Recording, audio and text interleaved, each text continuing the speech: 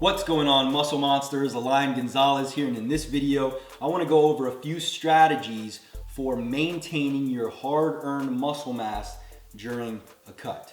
Okay, the first thing I want to say is don't wait until your body fat percentage is through the roof to start your cut, because the longer we're in a caloric deficit, the more susceptible we become to muscle loss. So once you're at about 18%, start your cut. Okay, don't wait till you're 25% to do so, because now you're gonna have to cut for a prolonged period of time, which makes it more likely that you'll lose muscle. So as far as your training goes, we want to maintain strength.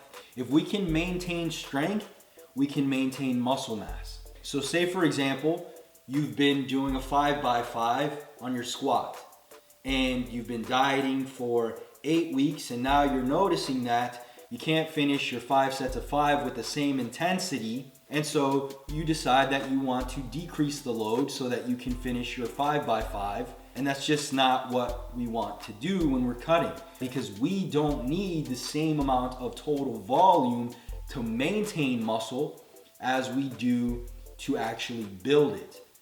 What we want to do instead is maintain the intensity. So rather than decreasing the amount of weight you're pushing, I'd rather you decrease the number of sets you're doing. So instead of 5x5, do 3x5 if that's going to help you maintain the intensity. Okay, as long as we're maintaining that intensity with a decent amount of volume, but not as much volume as we needed to build the muscle, then we'll maintain our muscle tissue. The next thing is you don't want to jump into a huge deficit right off the bat, right? And the reason for this is very simple. Let's say you're starting your cut, right? You're at 3,000 calories at maintenance. So, tomorrow you start your cut, so you jump right into 1,500 calories. Well, guess what's gonna happen? Your body's going to adapt to that caloric intake very quickly, and you're gonna have to decrease your calories again, even further. That, or you're gonna have to include some cardio and then decrease your calories. And then by the time, it's been 8 weeks that you've been cutting, you're gonna be doing a shit ton of cardio or eating a very low amount of calories, or both, okay? So instead you wanna take a gradual approach. This is going to ensure that you're losing fat without having to drop your calories so low that it starts to impair your ability to perform in the gym. Now when it comes to calorie intake, we also wanna keep the carbs as high as possible, right? So the way we're gonna do this is by dropping our fat intake to about 0.25 grams per pound of body weight, and then keeping our protein at about 1 gram per pound. And the reason we wanna do this is very simple, right? Carbs are converted into glucose, which is our body's main source of energy, okay? And glucose is stored in the muscle as glycogen, right? And so blood glucose and muscle glycogen are the most important element when it comes to our ability to perform.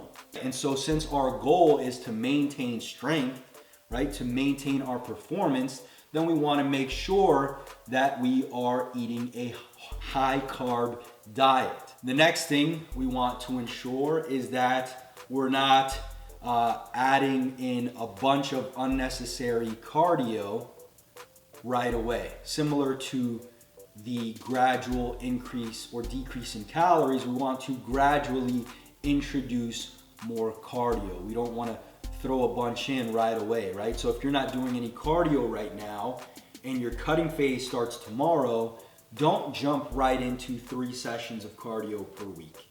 Start off with no cardio and a slight decrease in calories.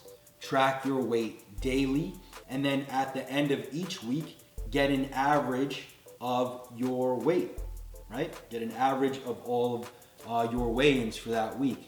When you can compare your averages, right? So say you've done that for 2 weeks, now you can compare your averages, see what's happening. Am I in a deficit? Am I losing weight? If so, then keep things the same. There's no reason to do more cardio or decrease your calories if you're already in a deficit, okay?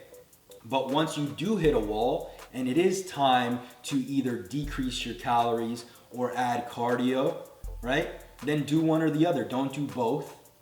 And this is, again, going to ensure that you're not decreasing your calories too quickly or increasing your physical activity too quickly, so you're not killing yourself. You're not eating very low calories while doing a ton of cardio. So when it comes time, then you decide, do I want to decrease my calories slightly, or do I want to add a bit of cardio? If you want to add a bit of cardio so that you don't have to decrease your calories, then do so.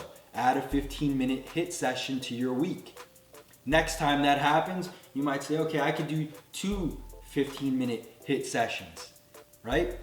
And so you'll do your 2 15-minute HIIT sessions and your calories can stay the same. Or you can say, oh, I'm good with that 1 session of cardio, I'll just decrease my calories slightly. Or you can do, one time you stall, you decrease your calories, one time you stall, you increase your physical activity. But don't do both, because if you do both, right, then you are putting yourself in a position where you're gonna hit the ceiling much faster.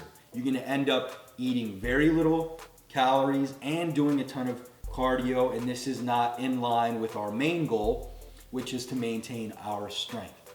All right, so that's pretty much it, guys. I hope you found that helpful. If you did, click the like button below. If you have any questions regarding maintaining muscle mass during a cut, leave them in the comment section below. And if you haven't already, make sure to download my 21-day fast abs program. It's completely free. Just go to the link in the description, put your name and your email address, and you'll get instant access to that. Do not forget to subscribe, and I'll talk to you in the next video. Peace.